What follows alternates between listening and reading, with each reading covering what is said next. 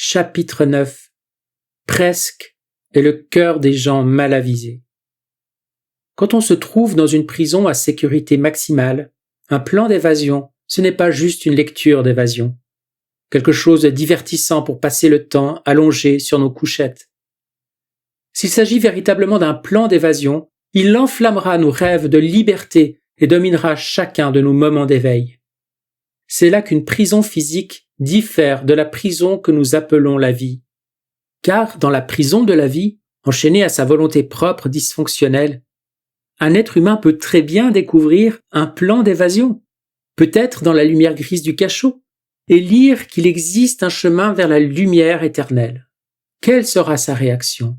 Il est fort probable qu'il poursuive le plan d'évasion pendant des années, s'aventurant chaque jour hors de sa cellule pour recueillir davantage d'informations, et revenant chaque soir pour régaler les autres prisonniers de ce qu'il a appris. Il ne quittera jamais la prison, mais il se consolera pendant des années en se disant qu'il est vraiment sur la voie de l'évasion. C'est l'histoire de tous les saints du passé. Qu'est-ce qui enchaîne les êtres humains à la médiocrité du presque ?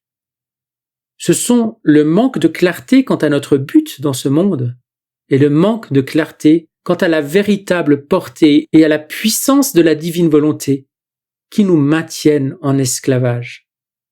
Une fois que la divine volonté, le royaume de Dieu et la sainteté divine qui l'accompagne sont clairement perçus comme le seul objectif, nous ne pouvons pas nous contenter de partager, de méditer, de prier ou de faire le bien. Notre but n'est pas d'être bon, c'est d'arriver à la sainteté même de Dieu. Plutôt qu'un passe-temps, le voyage de la sainteté humaine à la sainteté divine n'est rien de moins qu'une lutte acharnée menée à chaque seconde que nous respirons. Notre transformation vers cette nouvelle nature que seule la divine volonté peut réaliser est le seul but valable dans la vie. Rien de moins que l'achèvement du voyage ne peut suffire. Mais dans la mentalité qui est la nôtre, l'achèvement n'existe pas. Le minimum pour passer nous satisfait, 51% est une majorité, et le confort, notre objectif. L'illusion du milieu. Comprendre le don de la divine volonté brise ce que j'appelle l'illusion du milieu. Cette illusion nous dit que quelque part entre un assaut total contre le désir de recevoir pour soi seul et une vie de ténèbres absolues, il y a un agréable petit jardin de médiocrité. Un endroit paisible où l'on peut regarder la télévision, faire des dons à des œuvres de charité, réfléchir à la spiritualité et se constituer un fond de retraite. Dans l'Apocalypse, Jean nous dit que la tiédeur est une maladie fatale et vomitive. Briser l'illusion conduit à la prise de conscience qu'il n'y a pas de milieu. Soit nous sommes sur la route de la lumière, soit nous sommes sur la route des ténèbres. Soit nous devenons comme Jésus, soit nous nous suicidons. Il n'y a pas d'autre position. Nous pouvons rejeter cela comme un mélodrame, et l'adversaire espère que nous agissions ainsi. Mais lorsque nous continuons à vivre dans la nature de l'ego, obsédés par notre propre personne, lorsque nous ronronnons face aux compliments et que nous nous indignons du moindre manque de respect, lorsque nous satisfaisons nos désirs égoïstes sans tenir compte de la douleur des autres, nous nous suicidons lentement. Nous optons pour le contrôle et l'exercice de notre volonté. À la croisée des chemins, nous choisissons le panneau indiquant « douleur ». D'un autre côté, lorsque nous écrasons la force de l'ego, lorsque nous faisons l'expérience de l'humiliation et que nous remercions l'humiliateur pour l'occasion donnée de le faire, lorsque nous partageons de sorte que cela nous coûte, particulièrement si ce partage est la dernière chose que nous voudrions faire, nous faisons un pas vers l'immortalité. Nous sommes de vrais disciples de Jésus. Et soit nous terminons ce voyage, soit nous sommes nulle part. Il était une fois un abbé dont l'heure était venue de quitter ce monde. Il convoqua ses nombreux moines autour de son lit de mort. Un par un, ils se penchèrent sur son corps frêle pour l'écouter attentivement tandis qu'il leur expliquait quelle serait leur tâche spéciale après son départ. Finalement, ce fut le tour de l'un des frères les plus proches de l'abbé, que celui-ci connaissait et aimait depuis de nombreuses années. « Ton travail, lui chuchota le sage, sera de voyager dans le monde entier et de raconter des histoires sur ma vie qui inciteront les gens à rechercher la vérité. » Le frère fut déçu. À l'époque, il était difficile de parcourir de grandes distances, et de plus, ses amis et sa famille allaient lui manquer durant ces longues absences. Cependant, il comprenait bien que le plus grand bien pour tous, y compris pour lui-même, était dépendant de l'accomplissement de son but divin dans la vie, et il était donc déterminé à obéir à l'instruction. Il embrassa son abbé et demanda « Est-ce que ce sera mon devoir pour toujours ou seulement pour un certain temps ?»« Tu le sauras quand tu auras terminé ton travail, » répondit l'abbé. Pendant de nombreuses années, l'humble moine voyagea de ville en ville et de pays en pays, racontant des histoires sur la vie de son abbé. Doué pour la conversation, il élevait invariablement le cœur de ses auditeurs et les laissait résolus à grandir spirituellement. Bien qu'il ait éprouvé la satisfaction profonde que procure l'accomplissement de son but, il désirait ardemment recevoir un signe qui annoncerait l'achèvement de sa mission. Un jour, il entendit parler d'un homme très riche vivant dans une ville lointaine qui avait la réputation de payer grassement quiconque pouvait lui raconter des histoires authentiques sur l'abbé vénéré. Le moine décida d'entreprendre ce long voyage dans l'espoir d'améliorer ses finances, qui étaient dans un état déplorable. Il arriva dans la ville quelques jours plus tard et s'en rendit directement chez l'homme riche. « J'ai été aux côtés de l'abbé sans interruption pendant de nombreuses années, dit-il à l'homme, et je connais des milliers d'histoires. » Ce soir-là, la maisonnée se réunit autour de la table de la salle à manger. Tous les yeux étaient tournés vers le moine. « Parle-nous, » dit l'homme riche. « Je crois que tu connais peut-être une histoire que j'ai longtemps attendu d'entendre. » Le moine ouvrit la bouche pour parler, mais il ne trouva rien à dire. Son esprit était complètement vide. Au fil des ans, il avait raconté d'innombrables histoires, mais il ne se souvenait pas d'une seule d'entre elles. L'homme riche essaya de cacher sa déception et dit au saint visiteur de ne pas s'inquiéter. « Peut-être avez-vous besoin de repos, suggéra-t-il. Nous en reparlerons demain matin. » Cependant, le lendemain, la même chose se produisit. L'esprit du moine était devenu totalement vide. Il rougit et balbutia des excuses, certain que la famille devait le soupçonner de les avoir trompés pour profiter de leur hospitalité. Puis il s'éloigna rapidement à cheval, se jurant de ne jamais revenir dans la ville qui avait été le théâtre d'une telle épreuve. Après avoir voyagé pendant 4 ou 5 heures, cependant, quelque chose le fit s'arrêter dans son chemin. Il s'était soudainement souvenu d'une histoire. Il lutta avec lui-même pendant quelques instants. « Dois-je y retourner ?» se demanda-t-il. « Ce n'est pas vraiment une histoire, et quand je serai de retour là-bas, il sera tard et je serai fatigué. De plus, cet homme me ferait arrêter si je commençais à frapper à sa porte au milieu de la nuit en prétendant me souvenir d'une histoire. » Le moine se souvint alors de l'excitation de l'homme quand il pensait que le moine pourrait lui raconter des histoires, et de l'amère déception sur son visage lorsqu'il réalisa que leur temps ensemble serait infructueux. Et le moine se souvint de l'instruction sacrée de son maître d'apporter l'inspiration aux gens du monde entier. Finalement, il fit faire demi-tour à son cheval et commença le voyage de retour vers la ville de l'homme riche. Il arriva à la maison de l'homme après minuit et frappa à la porte, qui s'ouvrit instantanément. L'homme se tenait dans l'embrasure de la porte et le moine remarqua que les yeux de l'homme étaient rouges, comme s'il avait pleuré pendant longtemps. « Je me souviens d'une histoire !» s'exclama le moine fatigué. « Mais c'est l'une des histoires les plus pauvres de mon répertoire. Elle est basée sur ma propre expérience et je ne sais même pas comment elle se termine. Je ne peux en raconter qu'un fragment. »« Peu importe, » dit l'homme en faisant entrer le voyageur dans le salon et en lui faisant signe de s'asseoir.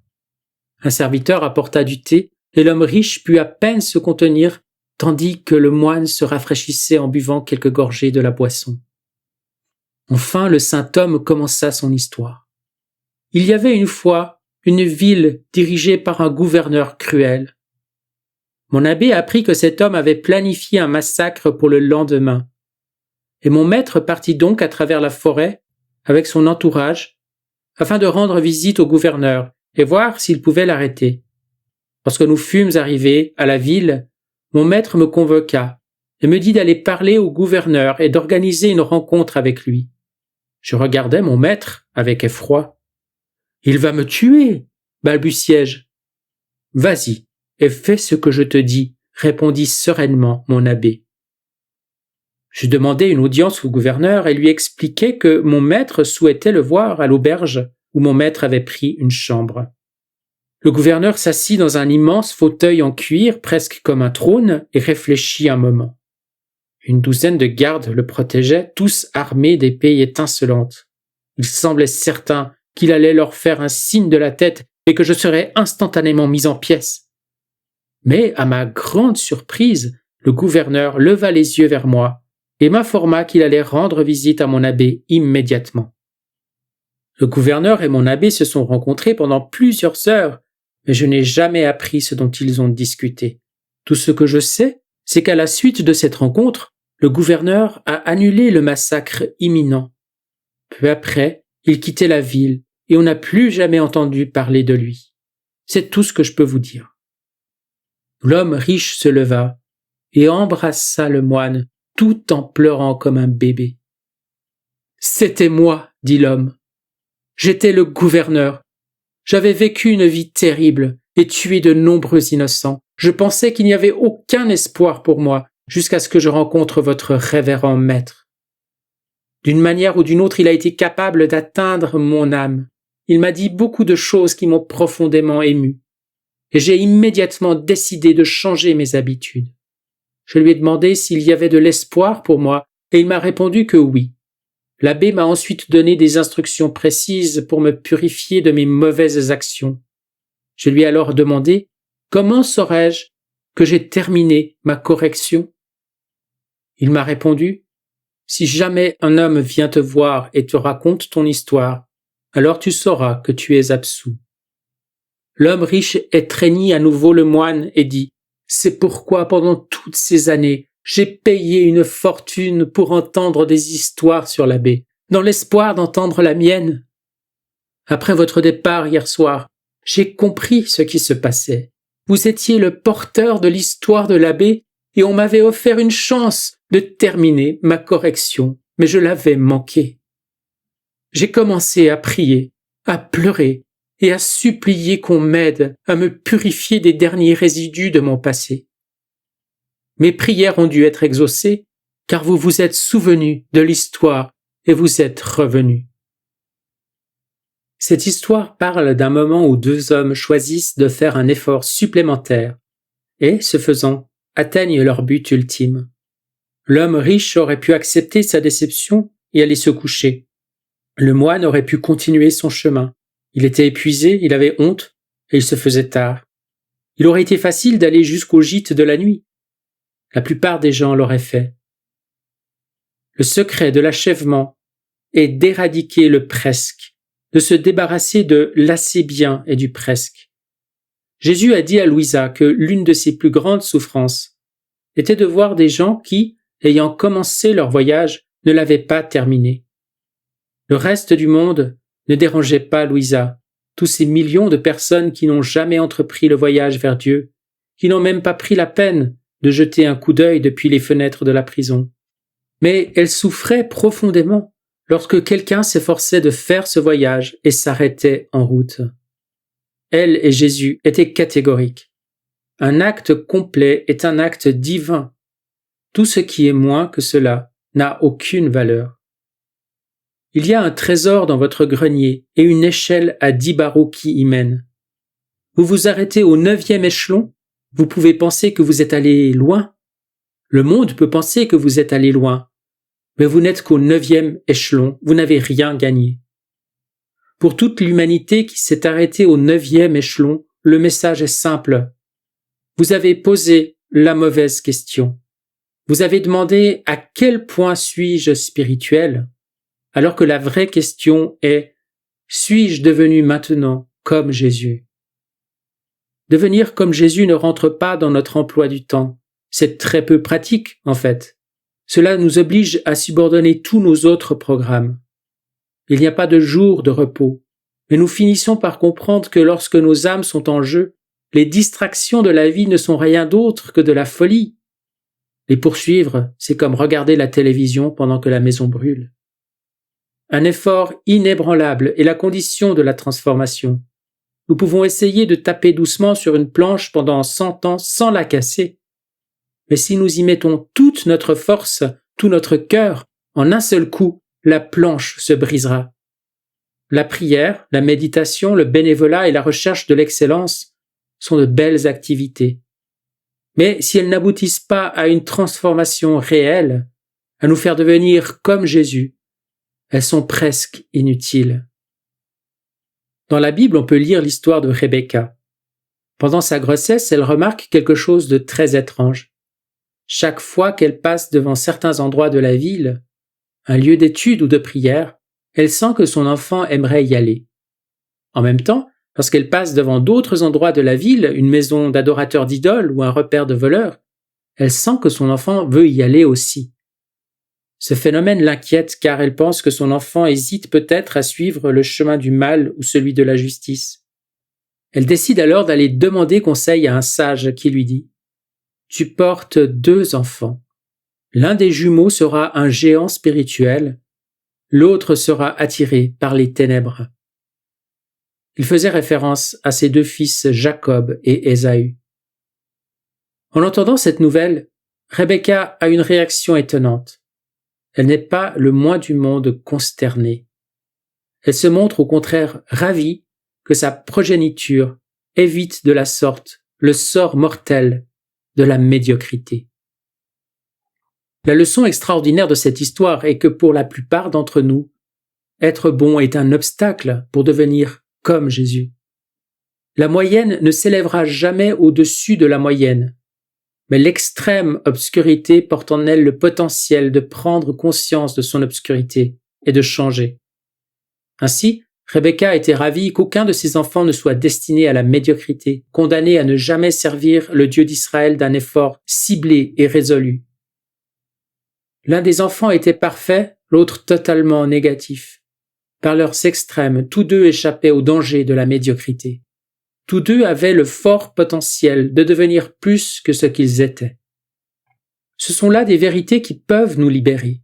Le problème avec ces vérités, comme avec toutes les vérités, est qu'il ne suffit pas de les lire, il ne suffit pas de les comprendre. Nous devons les posséder. Ce à quoi nous devons arriver, c'est faire en sorte que le don de la divine volonté s'intègre à nos cellules, pénètre dans notre ADN et y change notre codage de base. Comme le dit Salomon, le cœur des gens mal avisés est presque. La route peut sembler impossible, mais c'est notre destin de transformer, transfigurer et finalement transsubstancier notre nature. En fin de compte, nous y parviendrons tous. La seule question qui se pose est la suivante. Combien de temps allons-nous reporter ce voyage de retour vers Dieu?